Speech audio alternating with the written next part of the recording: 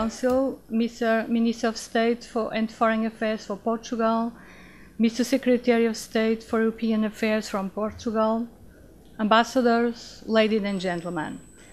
I'm pleased to welcome you all to this event in representation of the European Commission in Lisbon. I'm just sorry for the weather, but it's not something we can adapt. So we are here today because the Economic and Monetary Union, as designed in the Maastricht Treaty, does not contain instruments capable of dealing with the kind of financial crisis we have experienced in the last few years. Faced with this situation, Europe had to respond.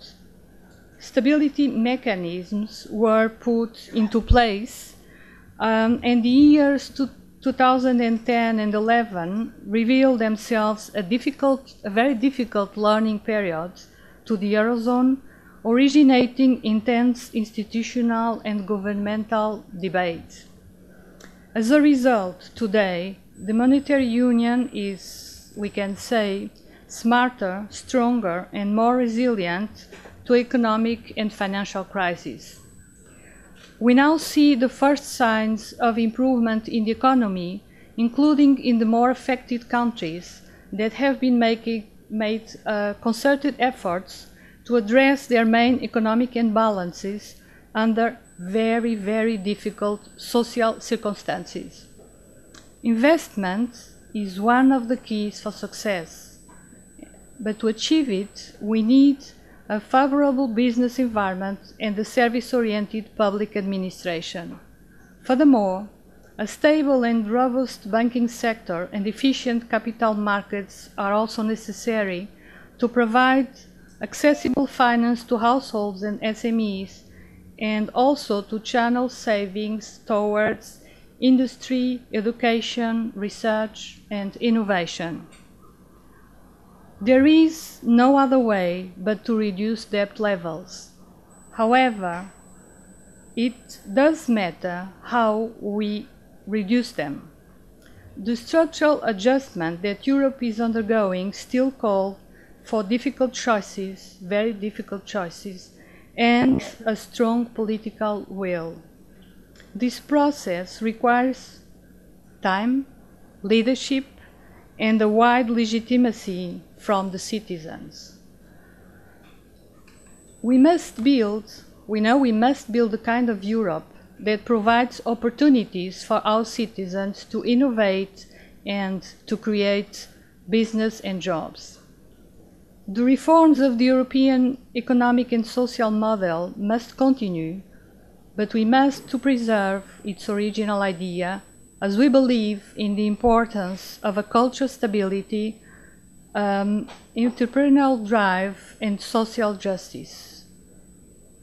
In brief, these issues are now critical and need to be thoroughly addressed. Our conference today is a contribution to this ongoing process. To better address these and other important issues, it is my honor to present you someone who needs no introduction anymore and that everybody in this room already knows. Mr. Herman Van Rompuy, President of the European Council. Elected as the first full President of the European Council in November 2009, he took office when the Lisbon Treaty came into force on the 1st of December 2009. In 2012, he was re-elected for a second term starting on June and running until the end of next November. At the time of his first election, he was Prime Minister of Belgium. Prior to that, he had served in Belgium as Speaker of the House of Representatives and in several government positions, including as Vice Prime Minister and Minister of Budget, Minister of State, and Secretary of State for Finance and Small Business. A former economist of the National Bank of Belgium, he began his political career in 1973 as National Vice President of the party's Youth Council, He has held various responsibilities within his party and in the Belgian Parliament, serving in turn as senator and member of the Parliament. Herman Van Rompuy holds a Bachelor in Philosophy and a Master in Applied Economics from the University KU Leuven. So I would like now, I try to be very brief because we have a problem with the timing, as Mr. Van Rompuy will need to leave a maximum around 12 o'clock. So there was a revision in the agenda. I will now step aside and ask Mr. Herman Van Rompuy, President of the European Council, to take the floor for his keynote speech. Thank you.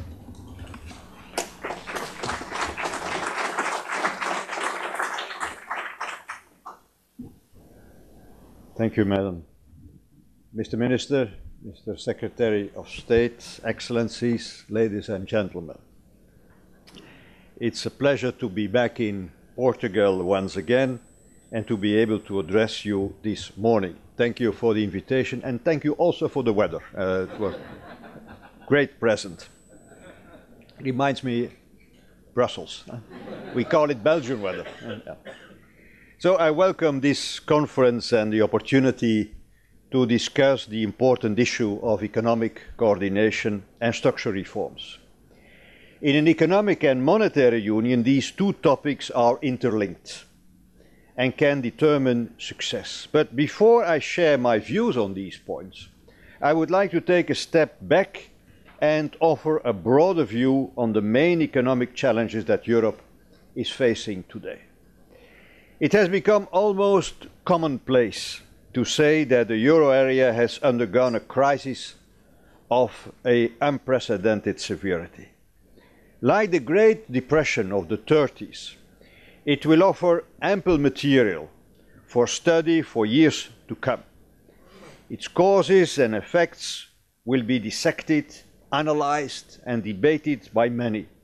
And I have offered my own views in a book called Europe in the Storm, published also in Portuguese as, and now I apologize for my weak Portuguese, A Europa na Tempestade, a Europe in the Storm.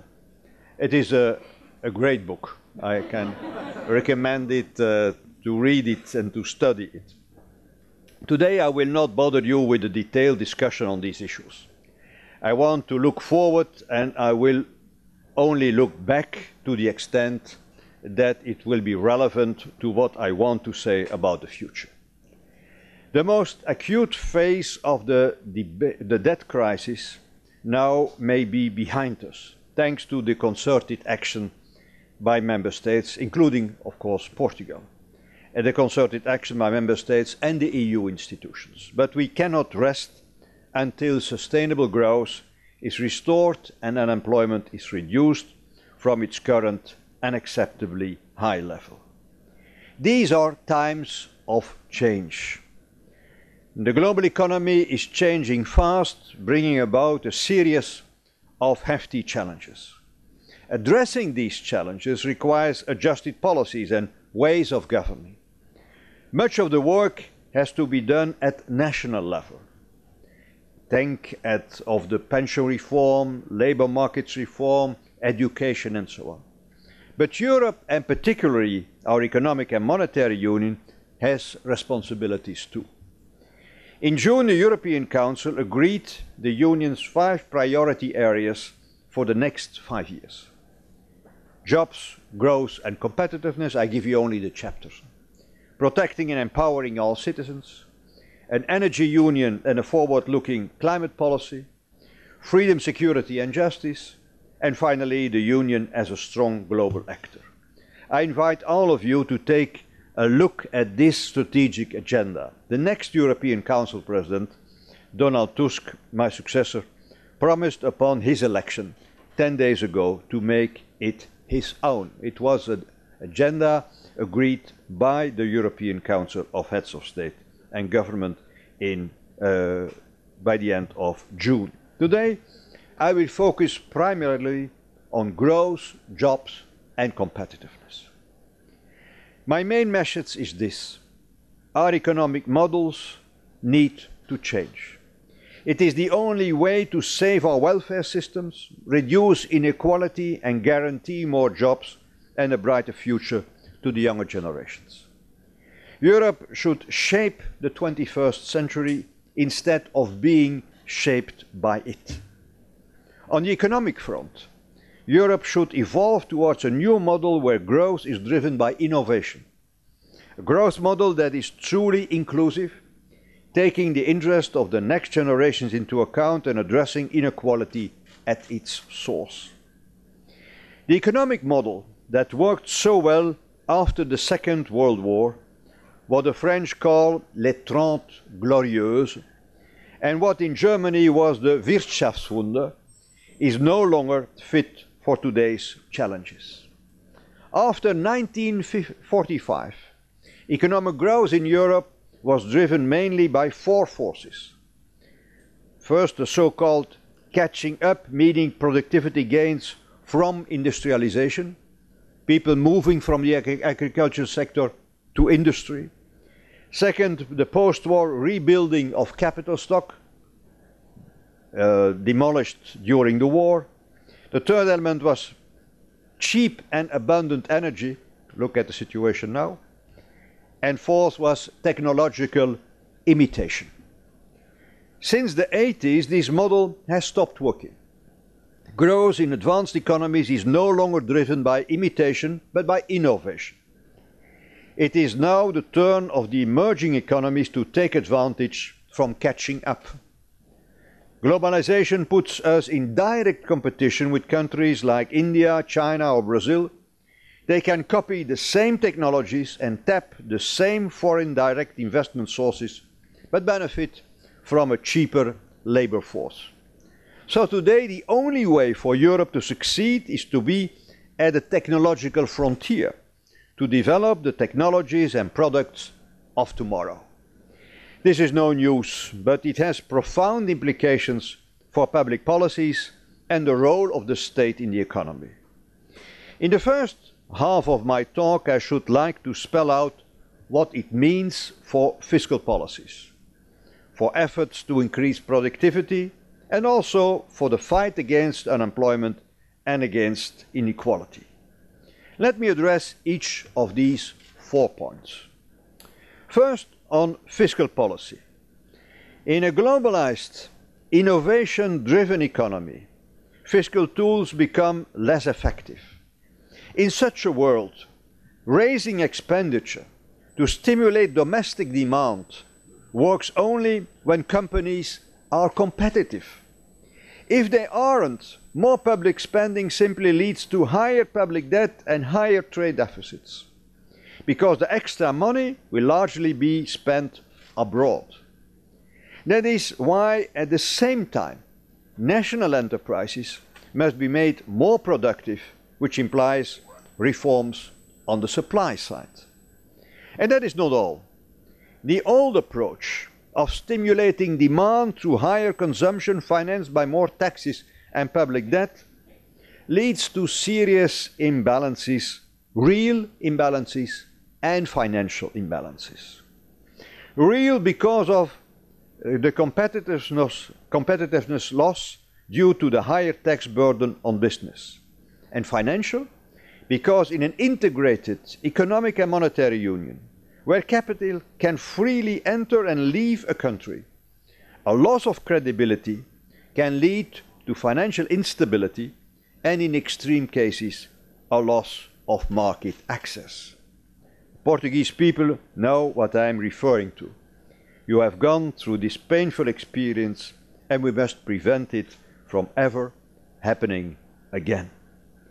This does not mean that fiscal policy has no role to play in stabilizing the economy. Sound budgets and sustainable debt are necessary conditions, and efforts here need to continue, but the quality and the pace of the adjustment are key for economic growth. Let me start with pace. Regardless of all the differences between countries, there is a common lesson. When default looms, there is no option but to front-load the adjustment. This is what happened during the acute phase of the crisis, when several of our member states, including Portugal, lost market access, and in the short run, these decisions are very painful and have a cost in terms of growth. But in the medium run, they are essential to go back to healthy economic fundamentals, to ensure the country can continue to shape its own future and withstand any new crisis. I know the sacrifices have been high, but I am fully confident that Portugal is emerging stronger and more resilient from this crisis. The quality, or the other element, the quality of the budget planning, both on expenditure and on the revenue sides, also matters. Again, each country is different, but cuts to the public wage bill and to pension liabilities are often unavoidable. Nevertheless, those at the bottom of the wage and pension scales and vulnerable people, poor families, elderly people, disabled people, must be protected. And likewise, education and health must receive particular attention. Budgetary savings, when unavoidable, should come with reforms that make them better and more accessible. I'm speaking about healthcare and education. By and large, this is the strategy being followed in your country. Reducing deficits by increasing taxes instead of cutting spending is generally self-defeating. It may be justified in the short run to regain credibility, but it must be accompanied with a credible commitment to reduce spending over time. Otherwise, it can worsen a recession. And in the early 90s, Sweden showed how a country can successfully enact a tax reform that allows tax cuts and spurs growth, while at the same time improving public services and public administration. Ladies and gentlemen, after fiscal policies, let me turn now to productivity. In today's global economy, sustainable growth can only come through higher productivity. Unemployment can only be sustained by firms that are competitive, innovative, and able to invest. The recipes to make product markets and services markets more efficient are familiar. Certain sheltered sectors must be opened. In telecom, energy, and transportation, we need more competition, and the business environment can be improved by cutting unnecessary red tape, a priority for the new Commission. It strikes me that the boldest reforms in that respect have taken place largely in countries like Portugal, which have gone through an adjustment program. But most other member states need to do more, including Germany, by opening its services markets, as well as France and Italy on the business environment.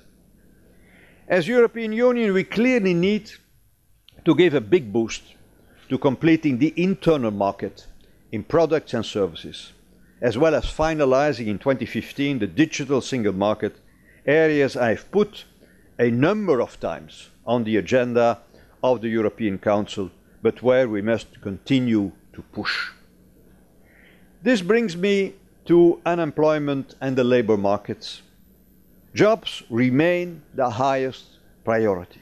Despite efforts by most member states and signs of improvement, including in this country, unemployment remains unacceptably high. And we all know that it affects disproportionately young people. Hence, the specific employment policies for young Europeans decided these last years, like the 8 billion Youth Guarantee Scheme, aiming to ensure quality offers of employment, continued education, apprenticeships or traineeships for all. Of course, cyclical factors have clearly contributed to the rise of unemployment, and we must draw consequences from that situation, as President Draghi also recently set out. However, in several member states, unemployment is to a significant extent structural. 3 remarks about labour markets in this respect. First, shifting taxes away from labor. This is potentially the single most important boost for jobs right now, which is why the European Council and the Commission insist so repeatedly on it. On average, the so-called tax wedge on labor is 11 points higher among Eurozone countries than among non-Euro EU countries, and much higher than in the United States and in Japan. If you want to explain why expanding companies do not hire more or faster, no need to search any further. My second point is about the rules governing labour markets. The economies with more flexibility in their labour markets are those that have weathered the crisis best in terms of employment. The key point is that flexibility doesn't mean simply cutting wages or jobs. In Germany, the Hartz labour market reforms, launched last decade, meant firms had the tools to adapt working time to demand at a reasonable cost. When the crisis hit, firms could adjust, for instance, by reducing overtime hours and using short-term work schemes, rather than by letting go of workers. A third remark. We must overcome the growing divide on the labour markets between insiders and outsiders, between those that are protected and those with the temporary, unprotected jobs, mainly women, young people and unskilled migrant workers. This duality in labour markets can explain the steep rise in unemployment during this Great Recession, for instance in Spain. But the crisis hit, the burden fell primarily on unprotected workers. Since then, Spain has introduced fundamental labour market reforms aiming at solving this problem. Such reforms are the only way to overcome this divide, which is not just an economic issue, but a social and political issue too. Which brings me to the fight against inequality, one of the defining themes nowadays. It is an issue close to my heart, and I'm glad it is finally again in the headlines. The rise in inequality and the feeling that the gains before the crisis and the pain after the crisis have been unfairly distributed are at the core of people's disenchantment with politics, both national and European politics. And the May European Parliament elections were another indication. Ultimately, rising inequality could threaten not only social cohesion and the stability of democratic institutions, but also put a brake on growth and prosperity. The key element here is to look at education and jobs. All experts agree that inequality feeds on inadequate skills and long-term unemployment, because they reduce opportunities and undermine social mobility. And that's why it is at the root that we must tackle inequality. Tax policies and social transfers have a role to play in correcting inequality ex post, but they are not enough. Indeed, we can see with a country like France how you can have very high taxes, and that's not only the last years, but that is a structural problem, and social transfers, yet still have high inequality. Tackling inequality at the root means better education. That does not necessarily mean more spending. It means better spending. For example, Finland spends on education roughly the same share of its GDP as my own country, but with much better education outcomes, as measured by the so-called PISA test, very well known in the education world.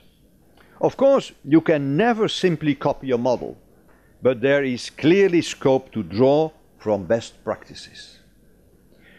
Ladies and gentlemen, after this overview of policies and recommended reforms, let me now turn to the immediate economic situation and how to boost the recovery. Despite the significant improvement in financial market conditions, The economic and employment situation in Europe raises significant concerns, which the European Council expressed when we last met at the last day of August. And in recent weeks, the economic data confirmed that the recovery, particularly in the euro countries, is uniformly weak. Poor growth now affects all major economies. Inflation has continued to fall and has now reached the lowest level since the Great Recession in 2009. More importantly, inflation expectations are showing signs of decline, and as a result, nominal GDP is hardly growing. Unemployment remains also unacceptably high. The combination of low growth and low inflation is a problem, and not just for those countries with high public debt levels. It is a collective issue, as most member states suffer from very high total private plus public debt. Even if the euro area is not in deflation, persistently low inflation in a context of high total debt levels puts a brake on growth for various reasons. It brings up real interest rates and increases the debt burden, since the real value of debt goes up. It also makes it even more difficult to regain more price competitiveness in the countries that would most need to. So, what should be done? As will be clear from everything I already said, I share the views of President Draghi that we need to act on both sides of the economy, stimulating supply and stimulating demand. I have already talked about the supply side of the economy, with issues like innovation and much needed labour market reforms.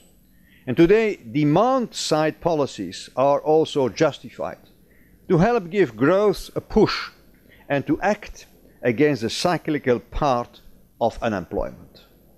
But I have underlined earlier how demand side policies in today's open economies work best in a competitive business environment. Hence the need for action on both fronts. And this has implications for our fiscal and monetary policies. Fiscally, it is key to respect our commonly agreed rules. The Stability and Growth Pact and the Fiscal Compact act as an anchor for confidence. We should not put our fiscal credibility at risk, especially when in some cases it was so painstakingly regained. Nevertheless, we need to use the flexibility that is built into the rules in the best possible way. And this is precisely what the leaders agreed at the European Council of the 27th of June. I think there is scope for doing this. Actually, the Commission already did this last year, when it extended the deadline for reaching the 3% deficit ceiling for some of our member states. And the Commission assessment this fall of the draft national budgets for 2015 will be crucial in this context. Let me make two additional points. First, when assessing these draft national budgets, I think it would be useful to have a serious discussion on the overall fiscal stance of the euro area to achieve a coherent and growth-friendly aggregate result. The Eurozone is more than the simple sum of its members. There is a collective dimension that needs to be better taken into account. Second, let me say a word on investment. Investment fell strongly in the euro area in the initial phase of the crisis and has not yet recovered to its long-term average. In most member states, the scope for increasing public investment is relatively small, given the need for sustained fiscal consolidation. But, and it's a question, shouldn't those member states with more fiscal space and which suffer from an investment gap take advantage of the current close to zero borrowing costs to upgrade public infrastructure and take measures to boost private investment? And as a union then, we should also look more closely at projects with EU-wide relevance, notably in transport, energy and digital networks.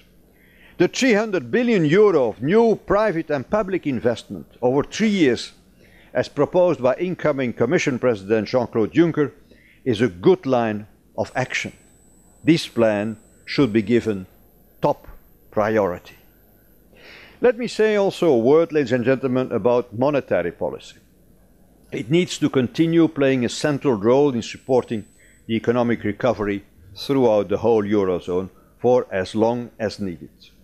I very much welcome the important package of measures announced both last June and last week by the European Central Bank.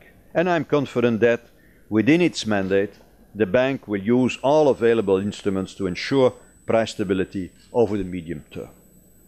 Having said all this, clearly no amount of fiscal flexibility and monetary accommodation can make up for the necessary structural reforms. No demand policy can work effectively without competitive supply. I cannot stress this enough. Supporting the recovery requires that we also finish cleaning up bank balance sheets and, where needed, the recapitalization of banks. Member governments must put in place credible backstops to deal with the outcome of the stress tests that are being conducted right now.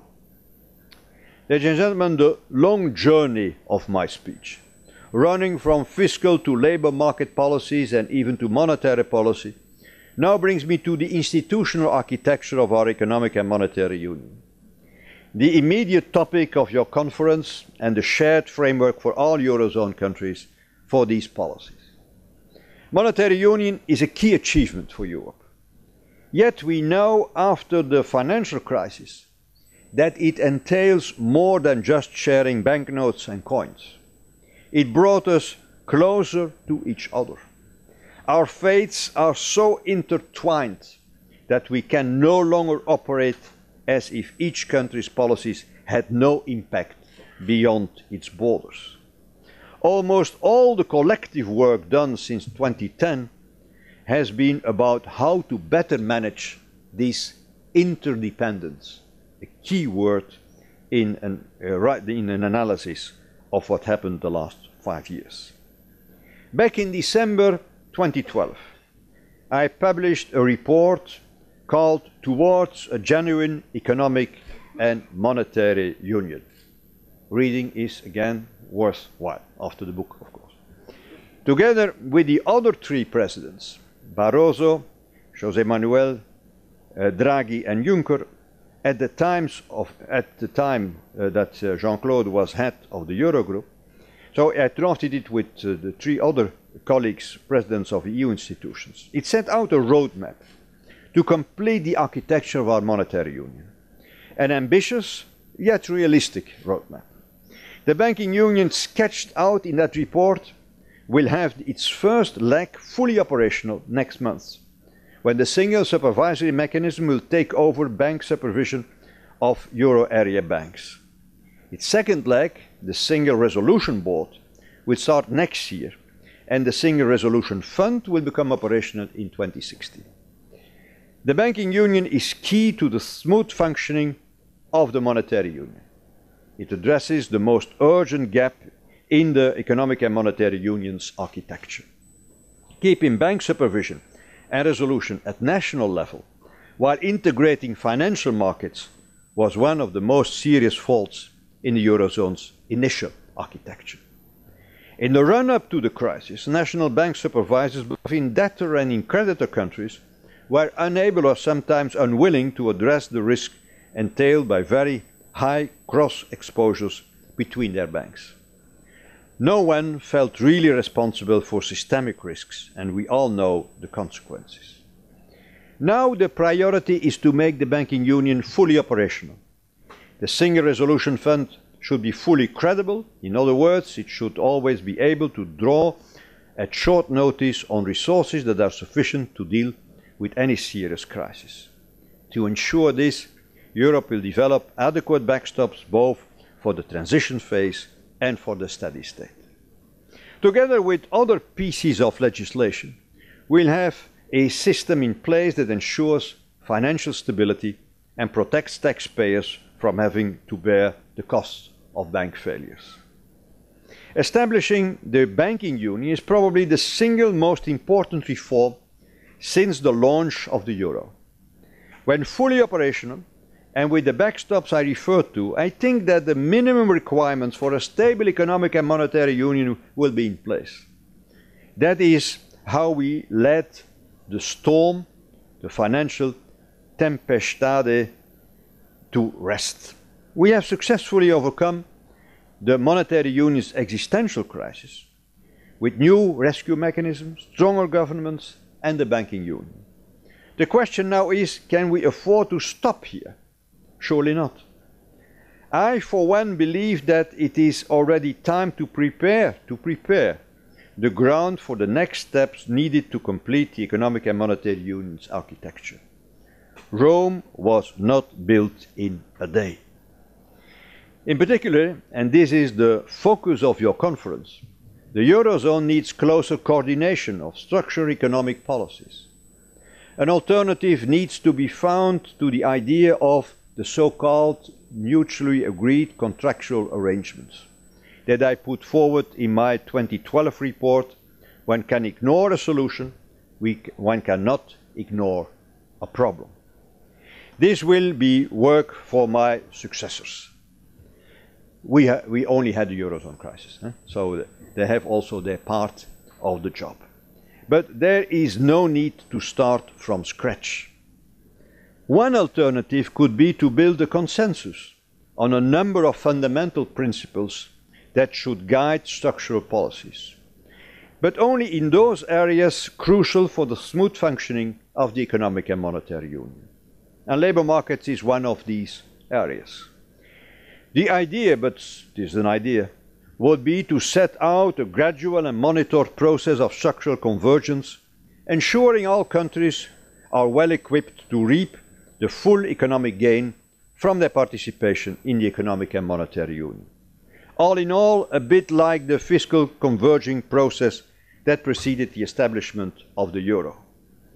Looking a little further into the future, those Eurozone countries that successfully meet these criteria could more easily develop and join risk-sharing mechanisms which would help further strengthen their resilience to macroeconomic fluctuations.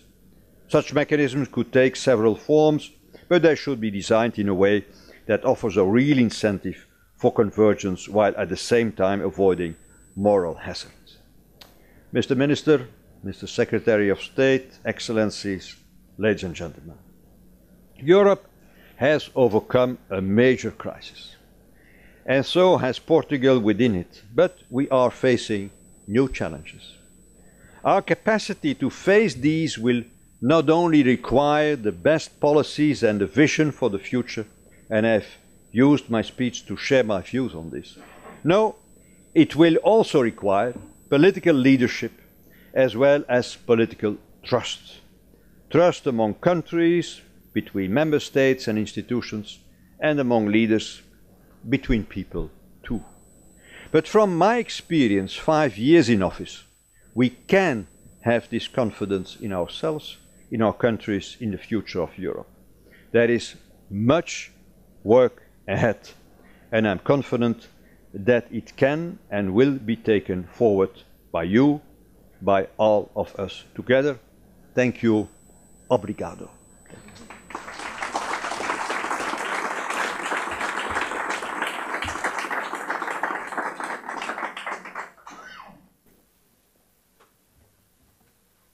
Thank you, Mr. President. As we are running late, I would say we have 10 minutes for questions. Before any question, please, could you just tell your name and the organization? Thank you. Hello, good morning. João Assunção, SICTV. 3 very brief questions. You talked several times about structural reforms. My first question, do these reforms mean new austerity? Do you think also a new recession is likely to happen in a new future in the European Union? And the last one, which were your main achievements as the first president of the Council? Thank you. You call it short questions. Yeah. So I will take the last one. That's the most easy one. What are your main achievements? Of course, and doesn't want to speak in terms of false modesty. But it is a collective work. It has been a collective work of overcoming the Eurozone crisis. A collective work with the EU institutions, the Commission, the European Council, the European Central Bank, but most and foremost, member states, because they had to do the most difficult jobs, some of them more than others, of course. So it is a collective work, and we overcame a major threat, not only to the euro and to the Eurozone, but to the European Union. But I much agree with those who have said a few years ago, if the Eurozone had collapsed, then the European Union had collapsed. And the European Union is the biggest peace project ever, I would say even in human history. So we worked very hard, and there was a price to pay, and we are fully aware of it, but that is our main collective achievement. But that does not mean that there are no new challenges, and that I try to describe during my speech. On structural reforms, I'm a little bit surprised because most of the observers, analysts, make a difference between structural reforms and fiscal consolidation, what you call austerity. Fiscal consolidation doesn't mean necessarily austerity. It's put your house also in order. That's one of the main tasks of every government, is to keep deficits and debt levels, to keep it sustainable. But structural reforms means that also for the budget, for public finances, you can have savings in the future. When you reform your labor market, you can have much more employment, and you are saving unemployment expenses. And that's, for instance, what happened in some of our bigger member states, not to say the biggest economy. They have, let's say, for public finances, they can benefit from the labor reforms of 10 years ago. Because when you have an unemployment level of 5%, it's much more easy to get your the house of public finances in order than you have to face, as other countries and neighboring countries, an unemployment level that is double of that. So structural reforms are helping fiscal consolidation, and they are helping, of course, economic growth and employment.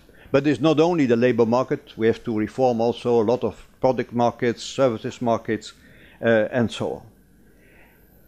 We are now, and that's your second question, we are now in a very special phase in the post-Eurozone crisis period.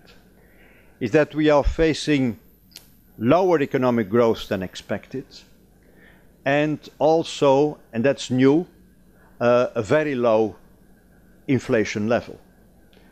With this particularity that inflation expectations are going down, so that it makes in some way also the situation for more difficult for economic growth. But in that climate of the possibility of even negative inflation, there is a temptation for the consumers to postpone their expenditures and to hamper economic growth. So that's why the ECB, the European Central Bank, is acting. And of course the bank is fully independent but the least thing we can say is, or that I can say, is that I welcome their initiatives. It is not hampering their independence when we agree with what they are doing. And that's also why we have to reflect in the Union about stimulating demand. And that's also why this package of 300 billion euros of public and private investment over 3 years' time that the new President of the Commission is launching is so important. It's so important. And I hope that can find, on the basis of concrete Commission proposal, can find an agreement on this in December or later on, the beginning of next year. So we may not, even if the forecasts are a little bit worrying, we have to act. And we have to act on different fronts. We have to act on the monetary side. We have to act on the demand side. But we may not give up. On the contrary, and that was the main aim of my speech, we may not neglect strengthening our economic potential. Because without this, we will not simply not succeed, not even on the fiscal side. And I can say this even more easily, because I envisaged to devote my first European Council in February 2010 on this problem of low structural economic growth. This was overtaken by the Greek crisis. But when I launched this idea, we were not fully aware of the dimension of the Greek crisis. So this is not a new problem. This is a problem that we had before the financial crisis. By the way, even unemployment is not a new problem. In some countries, in the 90s, with economic growth of 2%, in some important countries in the Eurozone, their unemployment level at that time was already 9%. So, of course, there is a cyclical element that was added to it. But this problem were there already for a long time. So low structural economic growth is a long-standing problem. And the Eurozone crisis and the current economic difficulties are an argument the more to take sufficient initiatives to overcome it. A long answer on short questions. Yeah. Thank you, Mr. President. I would say, given we are running late, a last question, if you have.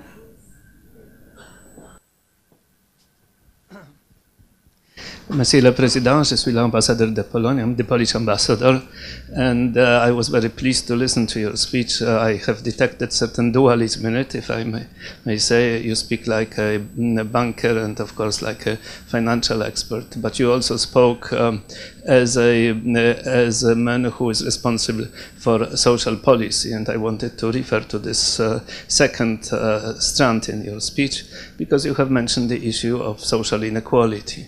Now, this is something that is very important, and of course, it's also important for the times of succession within the European Union. We very much appreciate what you have done, and then we look forward into what is going to be done by your successor. My question is, how would you envision the actions that the European Union can take in order to address this issue? And as you have mentioned, the economic growth may not be as what we would have liked. Now, for the economic growth to continue, people need to want to work, which means they need to be highly motivated. And of course, this is maybe a low tide in Europe that we currently see. And the question is, what do you think, how this should be addressed in the years to come? Thank you very much. Thank you. As a Polish, you could have put this question to a former Polish Prime Minister who happened to be the future President of the European Council. But I'm emphasizing this because it's also part of the strategic agenda on which we agreed by the end of June. It's one of the 5 main chantiers, one of the main fields on which we have to work in order to keep society together in a period of crisis. But here we have to look what we can do as a union. First and foremost, jobs are the main source of inequality, of the absence of jobs. So we can contribute collectively as a union via our policies of stimulating, spurring economic growth. And I explained what we can do in the structural side and in the current circumstances on the longer term and on the short term. Because the lack of jobs is a main source of inequality. But tackling inequality as such and tackling poverty is not only an economic issue.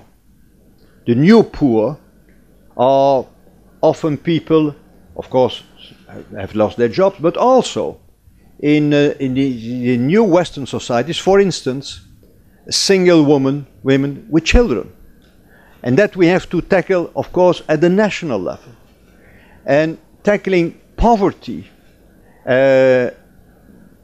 beyond employment policies is mainly a national competence. What we can do as a union is to raise the awareness, to act together, even if the competencies are still national, to have a collective strategy because it threatens the stability of our societies as a whole. And that's why in the EU 2020 strategy already, one of the 5 targets was lowering lowering poverty. And in this respect, we failed. And we have to say it also publicly. We failed.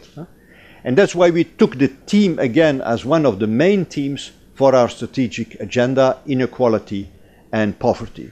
So, summarizing, even if most of the anti-poverty strategies belong to the national competencies, we can have a common strategy so that all are going in the same direction. But I consider this as the main themes for the upcoming period, and I'm sure that Donald Tusk will make it also one of his major themes for his action in the upcoming 2.5 and 5 years. Thank you. Thank you. I think we just accept a last one because Mr. President there's a flight to take. A last, please try to do it short. Thank you. My name is Eva Gaspar. I work for Jornal de Negócios. I'm here. Here.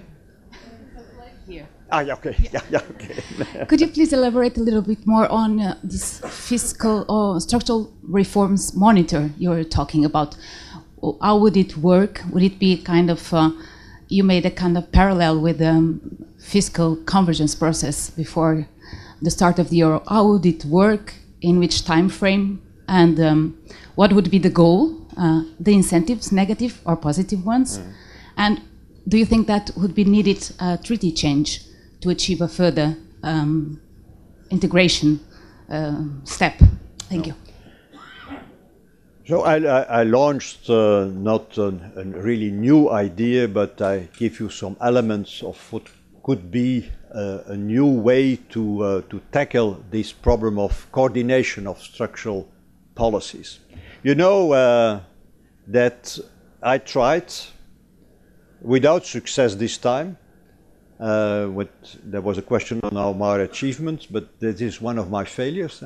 We tried to agree on mutually agreed contractual arrangements. That means that there would be contracts between member states and the Commission and the Council on what to do on the structural side. Labour market reforms, product market reforms, energy, education, employment, not only, let's say, the painful reforms, but also those with a positive outlook, and that's why I mentioned also education, employment, training, and so on. We try to set up a mechanism of those contracts, and with an incentive for some of the countries under certain conditions, with an incentive when they embark on that kind of structural reforms. We couldn't get an agreement. Some considered it as touching upon national competencies. I'm not convinced. I can refute this argument, but that's not for today. And some consider solidarity as a tricky issue. For some it was not enough solidarity, and for some it was too much solidarity. And when in the Union you speak about sovereignty and solidarity, you touch upon very sensitive domains. So we couldn't agree. We couldn't agree, and that's why I dropped the idea of going further in those mutually agreed contractual arrangements. So I have to let's say, to put on the table new proposals. And that's why, and this idea is a little bit embryonic, that's why I give you some flavor of what could be a new proposal, that we set out principles for some reforms, and give you the example of the labor market reform. So we have to converge all in better functioning labor markets because we are convinced that this will create jobs. And we say we have to go in that direction, and in order to push or to engage countries more on this road, we can set up indicators. How is our wages evolving over time, in line with productivity, as was already mentioned in some of the previous decisions we took, or in line, as in Belgium, with the wage evolution in the neighboring countries. But you can have a lot of indicators, and those who are complying with this convergence criteria in some way or another, rather to define later on, they can participate in mechanisms that can be considered as an incentive. So it is not punishing, penalizing, but trying to set up mechanisms that gives them additional argument to go along the path of structural reforms. So it is a collective effort, as were the Maastricht criteria, converging on the fiscal side, but now converging in structural reforms on the basis of indicators. And forget my indicators, you can have a lot of others.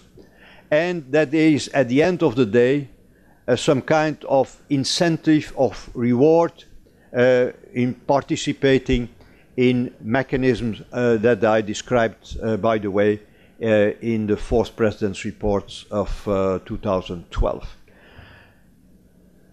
Too technical to go more in detail, but I think there is a need, and I'm grateful that you gave me the occasion to answer your question.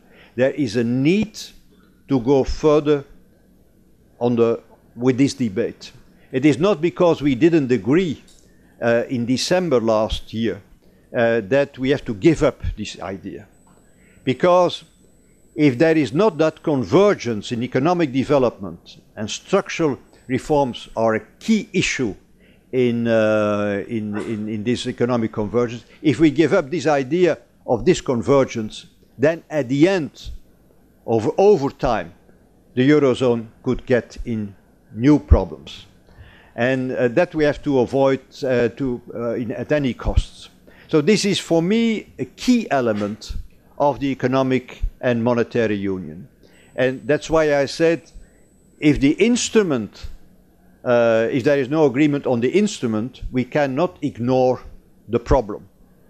Others could have other ideas, but I will say to my successor that he has to take up this issue of coordination of structural economic policies in order to stabilize over time the Eurozone. Thank you so much, Mr. President. As you see, there is a great interest, but we need to follow the agenda. So after this intervention, it's also a pleasure to welcome to this forum another public figure that we all know very well and who honors us today with his presence, Mr. Rui Machete, the current Minister of State and Foreign Affairs in Portugal. He received a degree in law and a postgraduate course in economic and political science from the University of Law in Lisbon. He was a professor himself of law and has been practicing attorney since 1964.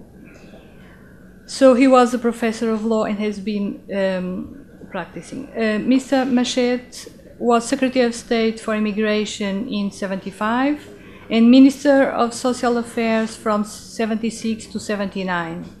He was also a member of the Board of Directors of the Bank of Portugal from 1981 to 1983. Between 1983 and 1985, he was Minister of Justice and Deputy Prime Minister and Minister of Defense in 1985. Mr. Machete was also a member of Portuguese Parliament from 1976 to 1995 and chairman of the Parliamentary Committee for Economics in 1985. So time has come for us to benefit from his views of the Portuguese, as a Portuguese Minister of State and Foreign Affairs about the Union in these times of change. So, Mr. Rui Machete, the floor is yours. Thank you.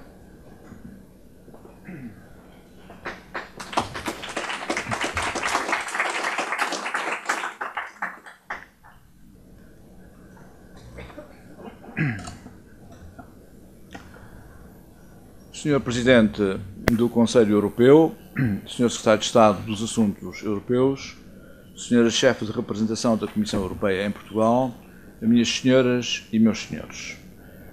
É com muito gosto que hoje, também eu aqui de algum modo recebo em Lisboa o Sr. Van Rompuy, a quem dirijo uma saudação muito especial pela relevante e difícil missão que lhe trouxeram estes dois mandatos como Presidente do Conselho Europeu. And I must say in English that I have appreciated very much your intervention and I have learned the equilibrium that you have introduced in this difficult matter of austerity and development. E efetivamente o Sr. Van Rompuy dirigiu o Conselho Europeu num período em que a União Europeia atravessou um momento, e ainda hoje atravessa, um momento decisivo em diversas frentes. Desde logo, como aliás ele brilhantemente expôs, na frente económica, com as graves crises que assolaram os Estados-membros, que se constituíram como verdadeiras ameaças ao projeto europeu, essas crises. Mas também na política de segurança e defesa, pela grave turbulência que se vive atualmente na vizinhança leste, e com os constantes desafios que os movimentos migratórios e as questões securitárias nos têm colocado na vizinhança sul, mais perto de nós. No Médio Oriente, a instabilidade e os constantes avanços e recuos na solução para o conflito israelo-palestiniano têm exigido da União Europeia uma constante ação de mediação e a questão humanitária e política estratégica na Síria e no Iraque ganha desenvolvimentos preocupantes, particularmente agora com o fenómeno do autoproclamado Estado Islâmico. Por seu lado, na Líbia, continuamos a assistir a uma instabilidade política ainda sem solução à vista, permitindo que esta seja um corredor muito franco e fácil de percorrer para a migração para a Europa e, em particular, quando essa migração é misturada com terrorismo. Todas estas ameaças colocam a União Europeia uma responsabilidade acrescida, quer nas relações com o exterior, quer nos seus assuntos internos.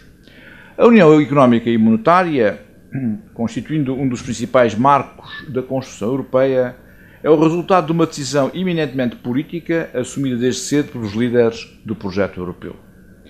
Tendo por meta final uma união política entre os Estados, o ambicioso processo de integração europeia alicerçou-se, num primeiro momento, na cooperação económica em que garantiu a legitimidade e, por outro lado, no desenvolvimento da expectativa generalizada na sociedade europeia de uma paz continuada e de uma prosperidade económica e social crescente, assente no modelo social europeu. Desde então, o projeto europeu desenvolveu-se rapidamente no sentido de um gradual e progressivo processo de integração que passou pela criação do sistema monetário europeu, pelo mercado único e do qual a União Económica e Monetária se apresenta como um lógico passo evolutivo em 1999. E criou também uma esperança muito firme e uma expectativa de que o progresso económico seria claro e indefinido no tempo e sempre constante. Num contexto, porém, de crescente mobilidade de capitais e integração das economias, a criação da zona euro implicou para os Estados-membros aderentes uma decisão capital, a de abdicarem da sua soberania monetária em favor de uma definitiva integração económica europeia. Efetivamente, nestes 15 anos de funcionamento, a União Económica e Monetária proporcionou aos seus Estados-membros uma estabilidade financeira sem precedentes. A taxa de inflação média na zona euro em todo este período registrou um valor historicamente baixo de 2%, garantindo a estabilidade dos preços e permitindo uma redução generalizada das taxas de juros ao eliminar os prémios de risco associados às economias com maior inflação.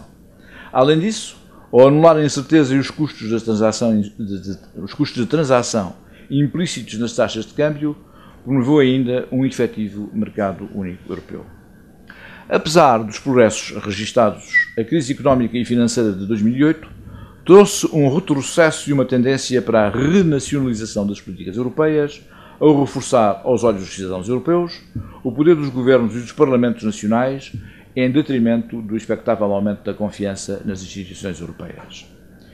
Devemos, aliás, sublinhar, como aliás se fez notar no discurso do Sr. Van Rompuy, que hoje existe um papel cada vez mais importante dos governos nacionais, sem que isso signifique menosprezar ou diminuir a importância das instituições europeias no progresso económico e na estabilidade económica. Perante os benefícios para as economias da generalidade dos Estados-membros, nomeadamente em termos de bem-estar social e de progresso económico, a evolução do sentimento dos cidadãos europeus constitui um resultado, todavia, aparentemente surpreendente. A introdução do euro trouxe a muitos países uma nova era de capital abundante, proporcionada pela eliminação do risco de câmbio e pelo acesso às taxas de juros extraordinariamente baixas, como disse. Contudo, estas condições favoráveis estimularam, na maior parte dessas economias, um elevado volume de investimento em ativos imobiliários, em investimento público e no consumo privado, desviando excessivamente fundos que poderiam ter sido atempadamente destinados aos setores produtivos de bens e serviços transacionáveis, designadamente à agricultura e às indústrias e também, particularmente, aos serviços exportadores. Simultaneamente, os custos salariais cresceram, enquanto a competitividade destes setores produtivos baixava. Entre 1999 e 2007, o custo unitário do trabalho em Portugal aumentou anualmente em média 3,5%, conduzindo a uma perda de competitividade de cerca de 7,2%. Simultaneamente, os custos salariais cresceram, enquanto a competitividade destes setores produtivos baixava entre 1999 e 2007. O custo unitário do trabalho em Portugal aumentou anualmente em média 3,5%, conduzindo a uma perda de competitividade de cerca de 7,2%, como disse há pouco. Minhas senhoras e meus senhores, quando a crise financeira de 2008 despontou, estas vulnerabilidades nas economias europeias evidenciaram-se de uma maneira clara, o sentimento dos investidores alterou-se subitamente e as taxas de juros dos países mais vulneráveis dispararam, originando as dificuldades que a Europa só recentemente começou a superar. Para compreender este fenómeno, será fundamental ter em conta as singularidades e as deficiências da construção da zona euro. A ausência de uma política fiscal única, que permitisse a coexistência de políticas diferenciadas de redistribuição do rendimento e da intervenção estatal na economia entre os Estados-membros, a ausência de um mecanismo de mutualização da dívida pública que permitiu essa ausência potenciar enviesamentos nos déficits orçamentais e o contágio dos equilíbrios nacionais às economias dos restantes Estados-membros, através da degradação das taxas de juro em toda a zona euro, e, por último, apenas de uma forma muito resumida, a emissão de dívida denominada em euros pelos Estados-membros, que simultaneamente se viram sem a possibilidade da emissão de moeda, a faculdade passou a estar reservada ao Banco Central Europeu. Estas circunstâncias exigiriam aos países do euro uma rigorosa disciplina orçamental reforçada pelo impedimento do acesso aos mecanismos de desvalorização cambial, habitualmente proporcionado pela soberania monetária. É nesta arquitetura que a definição de fatores de sustentabilidade das finanças públicas, tais como os critérios impostos pelo Pacto de Estabilidade e Crescimento ou a disciplina financeira decorrente da impossibilidade do financiamento direto por parte do Banco Central, forçaram os Estados-membros com maiores debilidades estruturais à implementação de reformas sob pena de caírem numa bancarrota e de se verem impedidos de recorrer ao financiamento externo.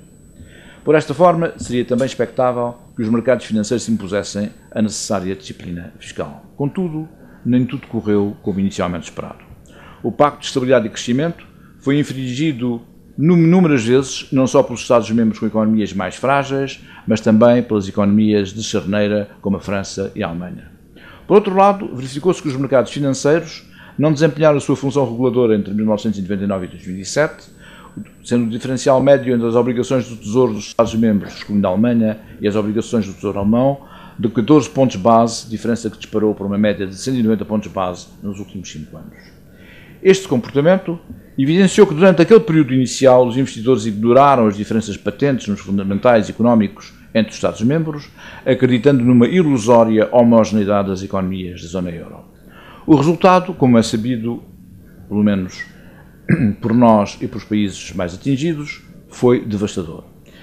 Portugal não foi, portanto, exceção, deparando-se entre 2011 e 2014 com uma situação de emergência financeira que nos obrigou a aceitar um programa de assistência externa. Concluindo esse programa com assinalável êxito, a economia portuguesa alcançou agora um ajustamento que é digno de ser observado com uma certa admiração. A situação positiva. A situação de iminente ruptura financeira do Estado e a perda de acesso aos mercados deram lugar a uma nova estabilidade e a taxas de financiamento finalmente sustentáveis, dispondo atualmente o nosso país de reservas suficientes para as necessidades de curto e médio prazo. Por outro lado, o déficit orçamental reduziu-se para cerca de metade dos 9,8% em 2010 para 4,9% em 2013, cumprindo as metas definidas para a disciplina orçamental e registrando saldos primários excedentários. A nossa economia reconquistou a competitividade fundamental para a reconversão do crónico desequilíbrio nas contas externas, alcançando excedentes históricos, ainda que com naturais flutuações. O percurso foi, todos nós o sabemos, muito duro, e o esforço feito pelo povo português deve ser assinalado. A situação de que dispomos atualmente permite um moderado otimismo, mas obriga-nos a uma clara assunção das nossas responsabilidades enquanto país soberano. A consolidação da recuperação económica e financeira, por forma a alcançar um crescimento sustentável e duradouro da economia portuguesa, não é fácil, mas é possível. Será por isso essencial garantir o equilíbrio financeiro das contas públicas, promover condições para a competitividade da nossa economia e assegurar a sustentabilidade da dívida. Mas não poderemos esquecer que os objetivos mais importantes, estes são os pressupostos essenciais, os objetivos mais importantes são a luta contra o desemprego e o crescimento económico. Realmente, no balanço sobre os desafios que se colocam a Portugal nesta nova fase, o combate ao desemprego assume-se como uma batalha decisiva, a qual não é, como vimos, não só a nível nacional, mas sobretudo também na Europa.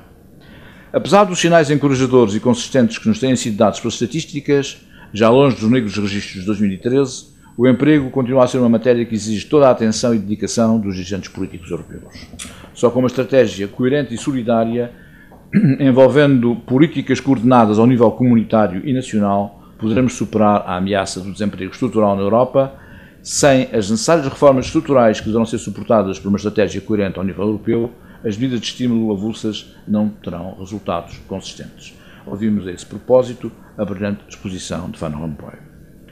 Com níveis reduzidos de mobilidade no mercado de trabalho da União Económica e Monetária, a respectiva capacidade de ajustamento fundamental para fazer face aos choques económicos e a própria coesão social da zona euro estarão sempre ameaçadas e coletivamente dependentes do esforço individual de cada Estado-membro, com custos acrescidos para a União. Minhas senhoras e meus senhores, depois da crise de 2008, as deficiências na construção da União Económica e Monetária têm vindo a ser debeladas com recurso a um conjunto de alterações na governação económica e na arquitetura institucional, tendo em vista o reforço das regras e a criação dos novos instrumentos que completem o pilar económico da zona euro. Com a integração do processo de monetarização e controle orçamental nacional no semestre europeu e a inerente reforma das instituições e processos nacionais, ficou, espera-se, adaptado o necessário grau de controle ao equilíbrio das contas públicas nos Estados-membros.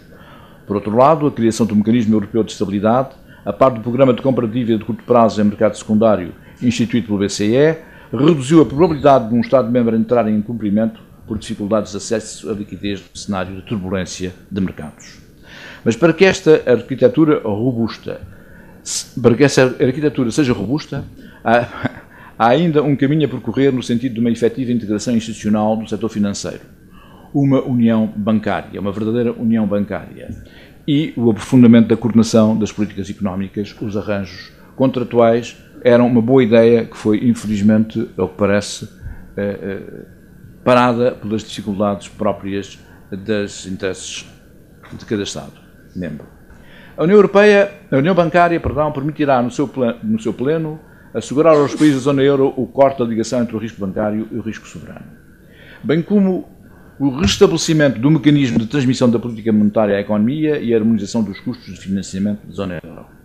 A sua construção tem sido progressiva através de variados mecanismos de segurança e regulação, entretanto criados, em especial pelo mecanismo único de resolução adotado pelo Parlamento Europeu no passado mês de abril. Trata-se este último de um instrumento essencial que vem possibilitar a defesa da estabilidade financeira e contribuir para melhorar o financiamento à economia, na medida em que abre o caminho à reposição de um level playing field no acesso ao financiamento pelos bancos e pelas empresas, independentemente do seu Estado-membro de origem. Não obstante, continua ainda a faltar o desenho de uma solução que permita constituir um backstop adequado que sirva de âncora ao mecanismo numa situação de verdadeira emergência em que seja dificultado ou mesmo inviabilizado o acesso do mecanismo ao financiamento em mercado. Por outro lado, a União Bancária não estará completa sem a construção de um terceiro pilar que, como sabemos, é difícil, a garantia comum dos depósitos. Também, a propósito dos arranjos contratuais, as notícias não foram boas, como se sabe, e neste momento eu passo adiante, visto que a matéria foi referida pelo autor principal da ideia. E, tratando de temas de coesão e de integração económica europeia, não poderei deixar de aproveitar esta ocasião para abordar algo que poderia ser parcialmente resolvido através dos esquemas contratuais que vinha a referir, que é a questão do mercado europeu de energia, o qual está ainda por realizar e em que as chamadas conectividades, isto é, as ligações das redes ibéricas ao restante das redes europeias, desempenham um papel extremamente importante e que esperemos que em outubro possa dar um passo significativo em frente. Esse constituiria um excelente exemplo de integração e coordenação económica com uma reforma estrutural que poderia ser desenvolvida a um prazo relativamente curto.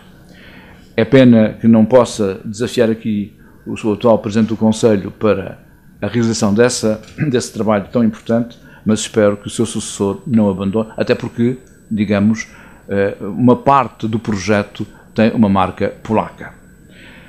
Renovando ao Sr. Van Rompuy os nossos agradecimentos pelo trabalho que realizou ao longo destes anos, desejo a todos uma continuação de trabalhos frutífera, com a possibilidade de discutir em profundidade, ou com a profundidade possível dentro do tempo do horário de que dispõem, esta matéria tão importante e que tem sido relativamente negligenciada nas questões que se têm posto na luta política entre o Governo e a oposição, mas que me parece a mim fundamental que não seja negligenciada. Muito obrigado.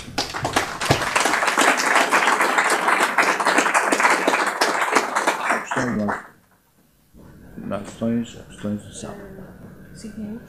Para mim, have a good flight. Thank you very much. Thank you so much, Mr. Minister. So now we have some questions. 5 minutes, 6 minutes of questions. Is there any particular question or one there? Can you please identify yourself and... Yes, you can. Yeah.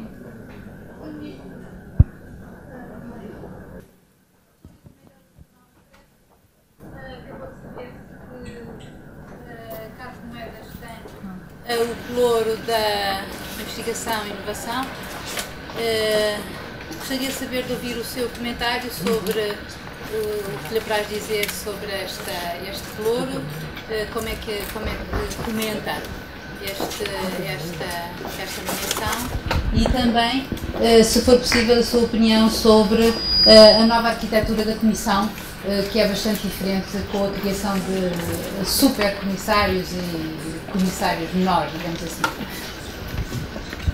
No que diz respeito ao pelouro atribuído ao engenheiro Carlos Moedas, eu julgo que nós temos que nos congratular com o facto, porque se trata efetivamente de um pelouro extremamente importante, dada a matéria de dizer respeito à ciência e à inovação, e a inovação, dizíamos há bocadinho, é hoje uma das características mais importantes e condicionando o progresso, o desenvolvimento económico.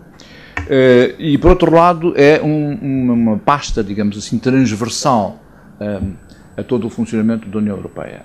Portanto, não é uma pasta que diga especificamente apenas um ou outro país, mas é uma pasta que, em primeiro lugar, interessa a todos os países, e, em segundo lugar, a matéria ela própria é uma matéria que não se reconduz a um ou outro capítulo concretos, mas conforme e com toda a economia no seu todo, globalmente. Portanto, eu julgo que isso é um fator muito importante a considerar. Para nós é um aspecto também muito significativo. Nós precisamos, como é conhecido, que a nossa economia cresça, se torne mais competitiva, e um dos condicionantes desse incremento da competitividade é justamente a inovação e a contribuição que a ciência, a ligação entre a universidade e as empresas possa dar para justamente haver esse desenvolvimento sustentado.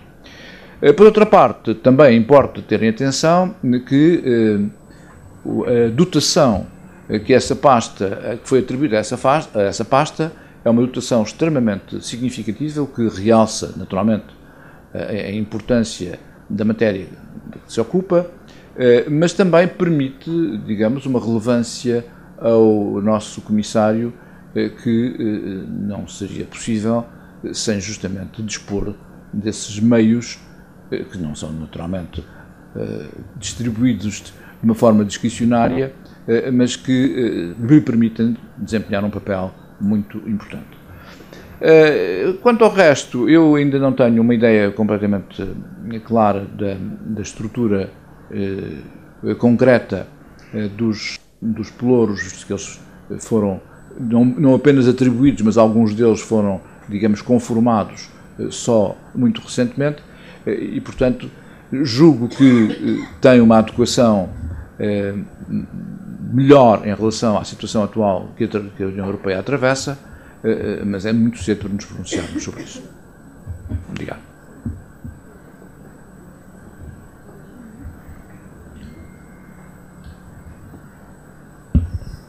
So if there are no more questions, I would like to say to Mr. Minister Rui Machete, thank you so much for your contribution.